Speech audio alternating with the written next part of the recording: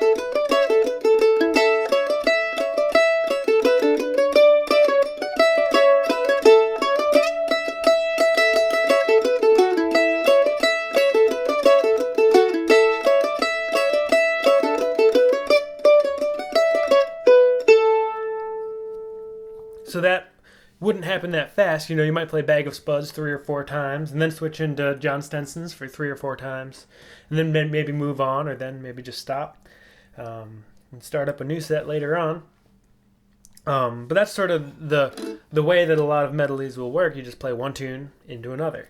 And as I was saying with Irish music, a lot of times 3 or 4 times is a normal set. If it's a tune that's often short, maybe it takes less. Maybe it's an A B tune rather than playing the A twice and the B twice. You might play the tune even longer just because it takes less time to get through.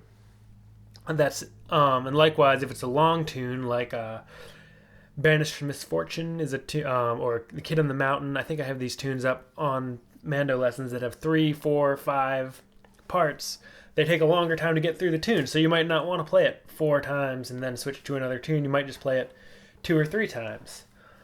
I don't know a whole lot about the Scottish tradition, but it seems like in Scottish sort of music sessions, in some circles it can be as few as 2 times for a normal length tune and stringing lots of tunes together.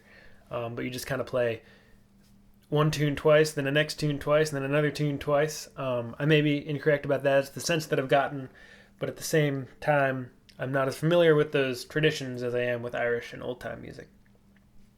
And that being said, often the greatest deciding factor outside of the genre of tune you're playing is just the people you're playing with. You may run into some old-time musicians that love playing sets of old-time music and switching tunes, which is maybe not the norm, but that's not to say it can't happen. And likewise, you might go to an Irish session near your house that loves playing just single tunes, or loves playing tunes twice through, or loves playing them for a really long time. Some of my friends love playing Irish tunes, but they'll play them 6, 7, 8 times, which is a little less common maybe, but there's nothing wrong with that set and that kind of way of doing things.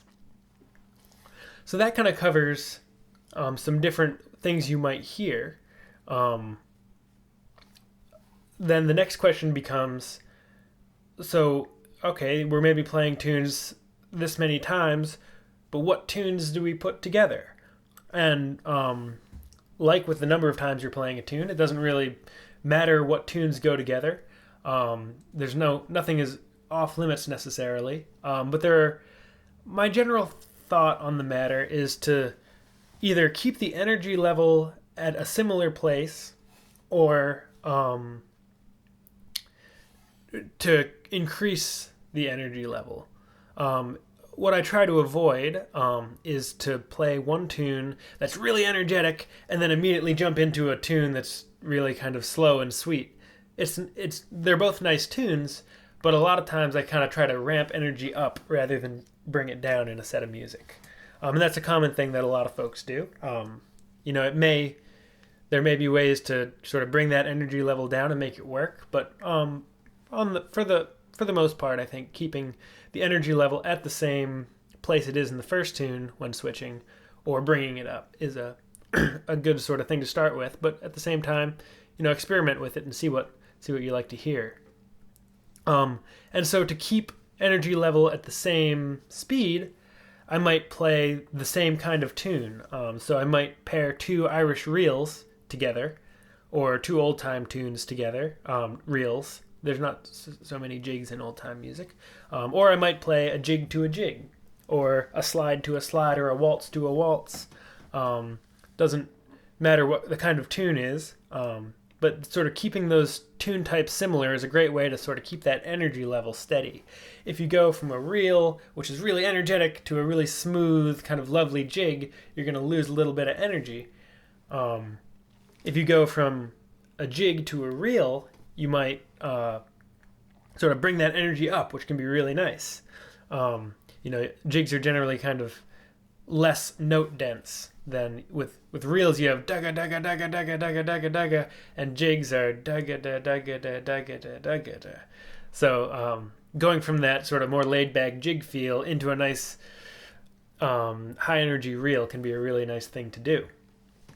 And likewise the other way around, going from that reel to a jig can be hard. So what I'll do now, I'll play a jig to a reel, and then I'll flop it around and play a reel to a jig, and you can sort of see which one you like better.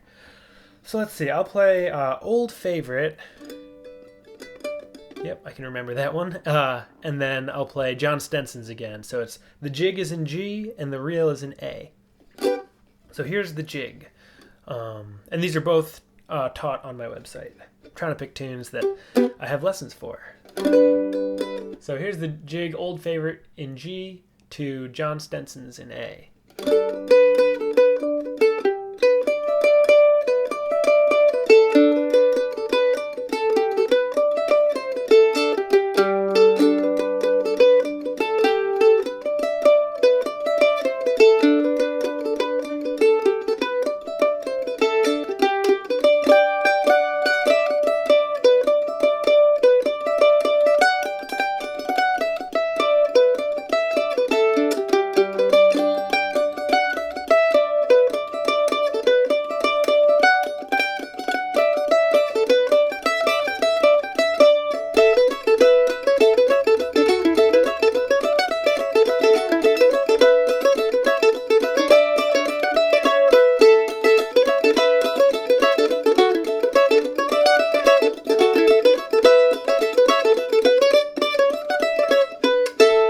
I just played the A part of John Stenson's for the sake of time. But so you know that you're playing the both at the same speed. If I'm clapping along, it's yum da da dee da dee dum dee da dee da dee dum yabba dee dum dee da dee da dee da dee dum dee da dee da dee. And the you know, so the sort of the steady beat is the same. You just kind of have this kind of this pace going, and the jig just has less notes. Ya da da dee dum dee dum, and the reel ya dee dum dee da dee dum. Same tempo. The reel's got a lot more energy because it's kind of got more notes thrown in it. So if I go the other direction, I'll try to do this. See what happens here. So going from the reel.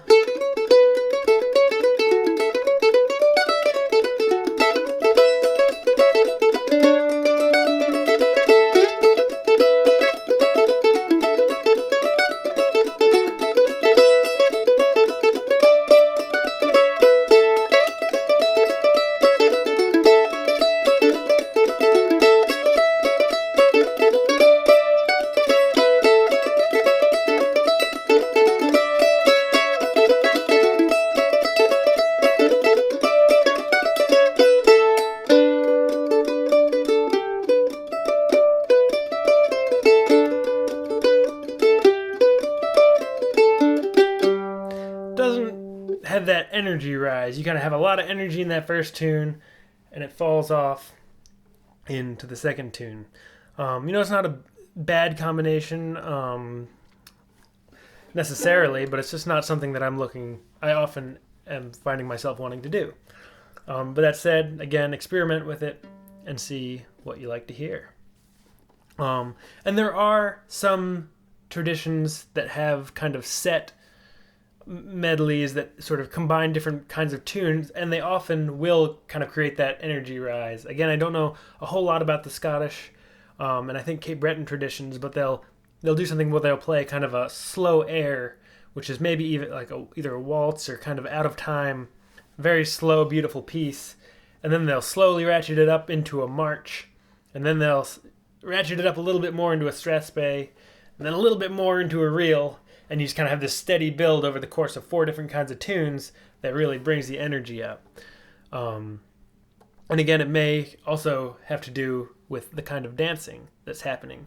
I play a lot for contra dances, where, you know, if you got people out on the floor dancing, you don't want to throw a big energy change that really kind of brings the energy down. You don't want everyone to be really excited and dancing and then switch tunes into something really mellow where everybody on the floor just kind of goes boo and slows down. So that's another thing to keep in mind if you're playing for dancing. I think that's enough for this part of the lesson. In the next part of the lesson, I'll go through some more examples of what I like to hear and maybe some more generalizations on things that tend to work when putting tunes together. So check out part 2, check out more lessons over at mandolessons.com, and I hope to see you again soon. Thanks so much. Bye-bye.